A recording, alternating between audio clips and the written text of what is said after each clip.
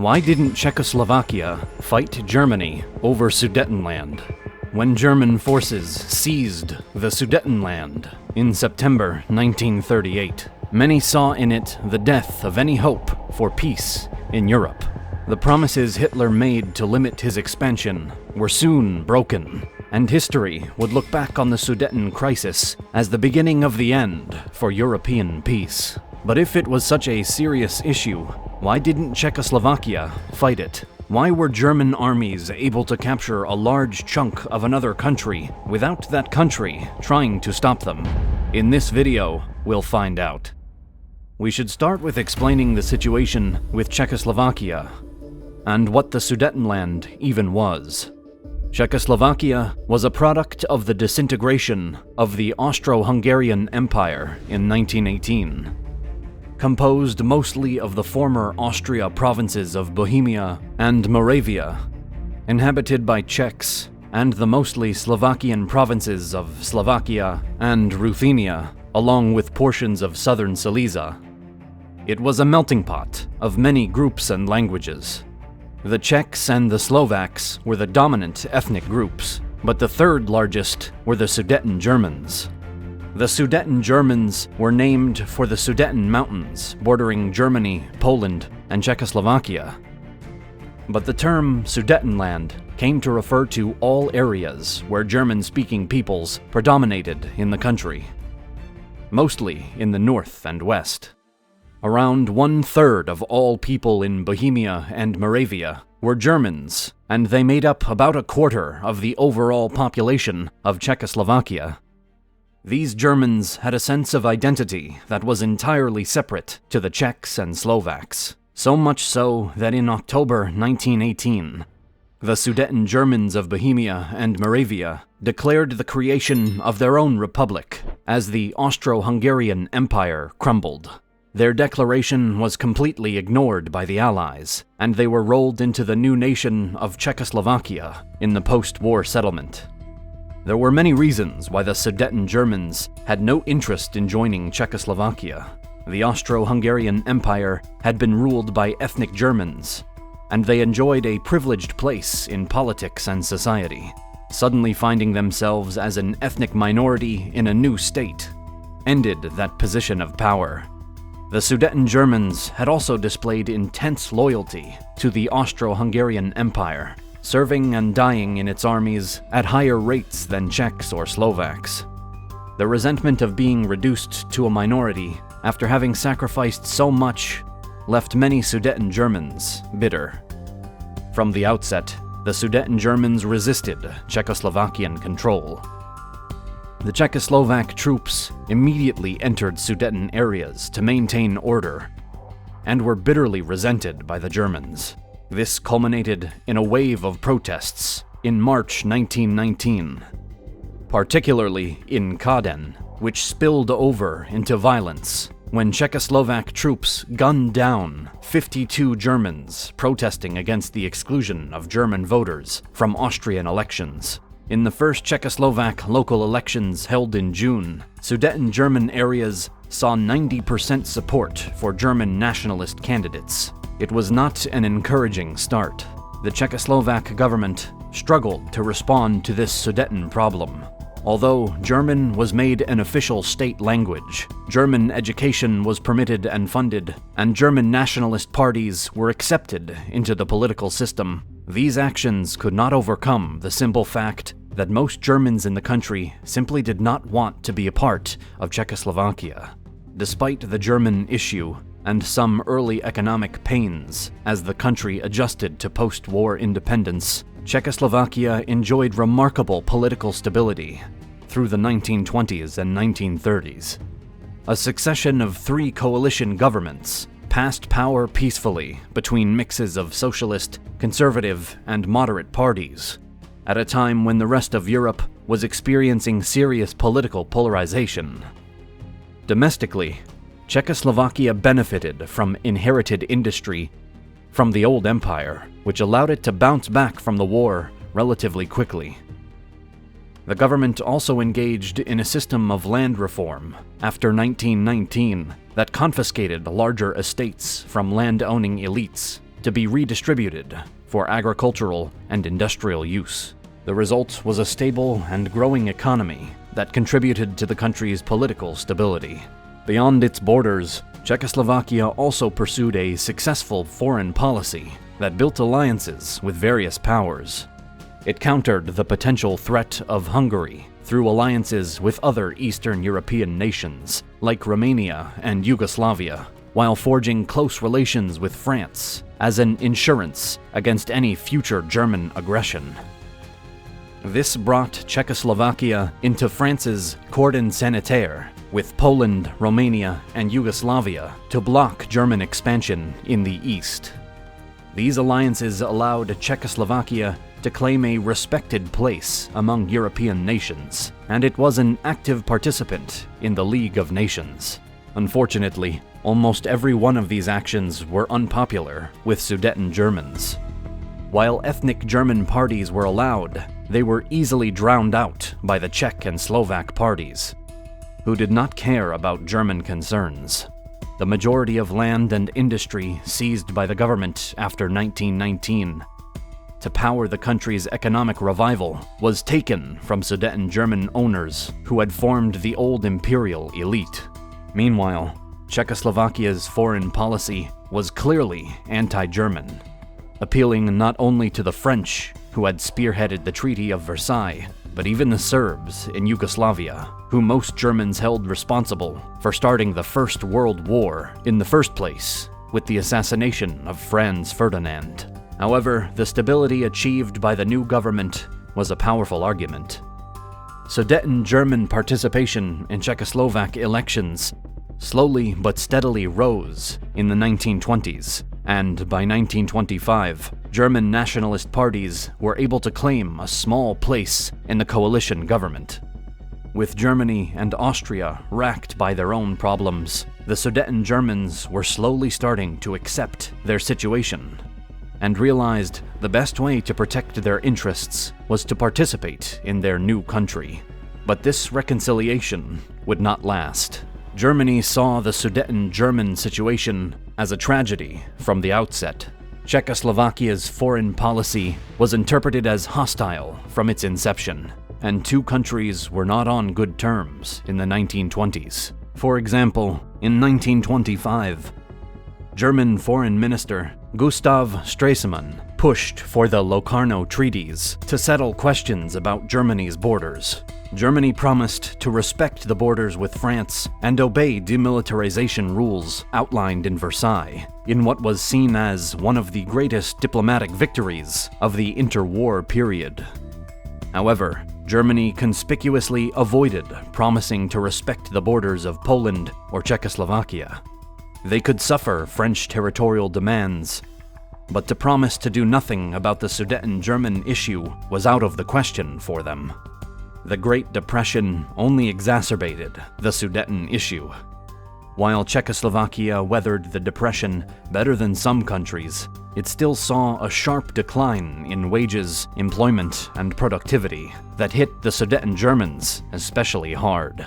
As much as half of Czechoslovakia's unemployed people in 1930 were Sudeten Germans, made worse by discrimination against ethnic Germans in government jobs and contracts. It was no surprise that extremist politics took root. The Sudeten Germans had intense national identity and plenty of reasons to resent the current political and economic system. By the early 1930s, organizations began appearing in Sudeten communities and openly calling for separation. The Czech constitution did not allow separatist parties, and several of these parties were banned. But that could not contain the problem. German sympathies assembled around the Sudeten Dutch Partij. Instead, led by Konrad Henlein, the SDP avoided a ban by not arguing for full independence, only autonomy for Sudeten Germans, but it was openly pro-German and echoed their beliefs on issues like race. The election of Hitler in Germany in 1933 was fuel to the fire. He had been openly criticizing Versailles for years and had weaponized the mistreatment of Sudeten Germans in his speeches throughout his career. Moreover, his perceived success in Germany increased support of the Sudeten SDP. In the 1935 election, the SDP received 63% of all Sudeten German votes. Prague was well aware of the potential for conflict. Seeking additional protection, Czechoslovakia even approached the Soviets in 1935 to sign a defensive pact in the event of a German attack. Stalin agreed, but only on the condition that Soviet assistance would only be given if the French responded first. Czechoslovakia could not conceive of a situation where France would not honor its existing commitment to oppose German expansion, so happily signed the agreement. Czechoslovakia hoped that the protection of Germany's two great enemies would make it impossible for Hitler to press the Sudeten issue with force. Starting in 1935, they also began construction of border fortifications to resist a German invasion. However, these fortifications had to be built in the Sudeten Mountains, exactly where pro-Nazi sentiment was strongest. They were building these defenses on a foundation of sand. As Germany grew more belligerent from 1936, the Sudeten issue only got worse. In June 1936, Henlein and the SDP called for proportional ethnic representation in the National Assembly and greater government support for German culture, language, and education. The Czechoslovak government responded by meeting this demand, passing sweeping laws in February 1937, providing additional funding to Sudeten German issues, and promised to implement ethnic proportional representation inside the civil service and other government-run organizations. They hoped that giving in to Henlein's more moderate demands would appease him. Unfortunately, the Czechoslovak government was among the first in Europe to learn that giving an inch to German fascism meant they would instead demand a mile. The SDP responded by demanding full ethnic autonomy for Germans and other ethnicities, with each ethnicity running its own affairs and electing its own representatives exclusively from their group. Obviously, this was unreasonable and was rejected, but the SDP and their German allies spun the rejection into an attack on Sudeten German rights. The turning point arrived on March 12, 1938, when German troops entered Austria. The government declared Anschluss, a union of the German-speaking peoples under his flag, and faced no Austrian opposition as his tanks rolled across the border. Instead, Austrian citizens turned out in droves to welcome the troops, and the country was absorbed into the Third Reich without issue. This blatant violation of Versailles and the annexation of an entire country was met with a muted response from Germany's enemies. The Anschluss placed Czechoslovakia in mortal danger. If Germany could take all of Austria without anyone opposing him, what would stop him taking the Sudetenland too? Support for it was similarly high among the Sudeten Germans as it was among the Austrians. Even worse was the fact that annexation of Austria, which bordered on Italy, completely cut Czechoslovakia off from France. If there would be an invasion, France would be little help. And with the USSR requiring the French to step in before they did, Czechoslovakia effectively lost both of its protectors overnight. Although Hermann Göring personally assured the Czechoslovaks that Germany was not considering any military action regarding the Sudetenland, those promises rang hollow in Prague, and for good reason. On March 28, 1938, SDP leader Henlein met with Hitler in Berlin. He returned with a series of outrageous demands, including the self-governance of the Sudetenland, the total exclusion of all non-Germans from future settlement or politics, and millions in compensation for discrimination committed against the Sudeten Germans. The SDP had intentionally delivered demands that the government couldn't accept in order to create outrage and a pretext for an intervention. With the SDP polling at almost 90%, the Sudetenland crisis would not be allowed to drag on much longer. All of Europe knew the Sudetenland was probably. Indeed, on May 30th, Hitler secretly ordered work to begin on Operation Green, the German invasion of Czechoslovakia, to be launched no later than October 1st. On September 12th, as his war preparation neared completion, Hitler publicly accused the Czechoslovakian government of attempting to exterminate the Sudeten Germans at a speech in Nuremberg. That same day, Henlein and the SDP crossed the line and demanded the unification of the Sudetenland with the German Reich. The SDP supporters and Sudeten parliamentaries were urged to take up arms and fight the Czechoslovak government directly. In response, the Czechoslovak government sent in the troops. Dozens of people would be killed in terror attacks and small-scale firefights in the following days, in what many believed was the start of the Second World War. With the crisis spiraling out of control, British Prime Minister Neville Chamberlain landed in Germany for a meeting with Hitler at his private residence in the Berghof on September 15th. France and Britain were not ready for a new war in Europe, and were desperate to avoid it by any means necessary. Paris and London recognized that the Sudeten Germans truly did prefer to join Germany than remain under Czechoslovak control, and neither of them were willing to risk war over a region that would welcome the new country with open arms. Chamberlain pleaded with the German Chancellor not to push further expansion and to de-escalate the situation before it was too late. He responded that he had no interest in Czechoslovakia at large, and his interests extended only to the freedom of the Sudeten Germans. If the Sudetenland could be united with the Reich, he promised that would be the end of it.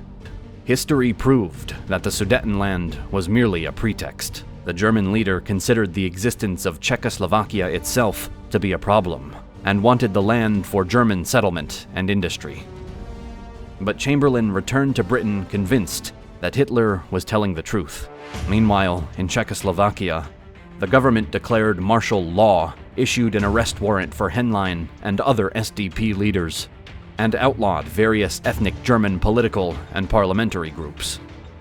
Hitler responded by creating his own parliamentary, the Sudeten Duches Freikorps, to support the ongoing revolt, and treated the government's response as persecution of German minorities. On September 24th, Hitler finally showed his hand in the Godesberg Memorandum. Czechoslovakia would surrender the Sudetenland no later than 2 p.m. on September 28th, or he would invade. All of Europe prepared for the outbreak of war. Shockingly, it was Benito Mussolini who averted it at the last minute.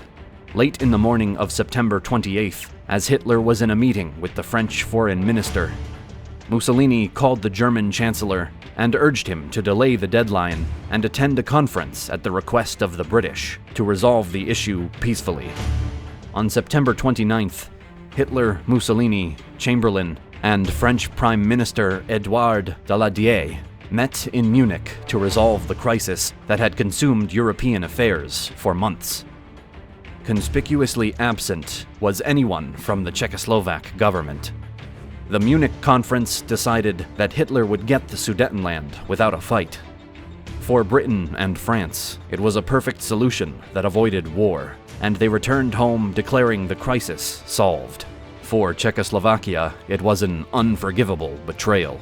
They had not even been invited to the conference to decide the fate of their nation, and both France and Britain made it clear that they would be alone if they decided to resist Hitler now.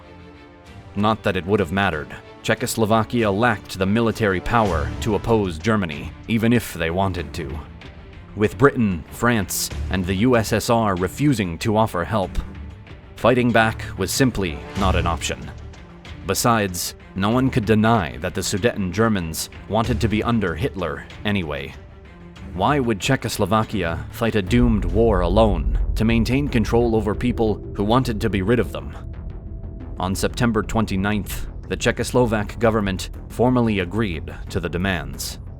Over the following days, they withdrew their military forces from the Sudetenland without firing a shot at German troops. Czechoslovakia found itself abandoned and betrayed by its allies. and unwilling to fight an unwinnable war to keep control over people who did not want them there. The fall of the Sudetenland foretold the fate of the rest of Czechoslovakia and much of Europe. The Czechoslovak government collapsed in shame after the loss of the territory, and the country was powerless to resist Hungarian demands on its territory in the following months. Finally, in March 1939, Hitler broke his promises and invaded the rest of Czechoslovakia as well, crushing the Czechoslovak Republic out of existence.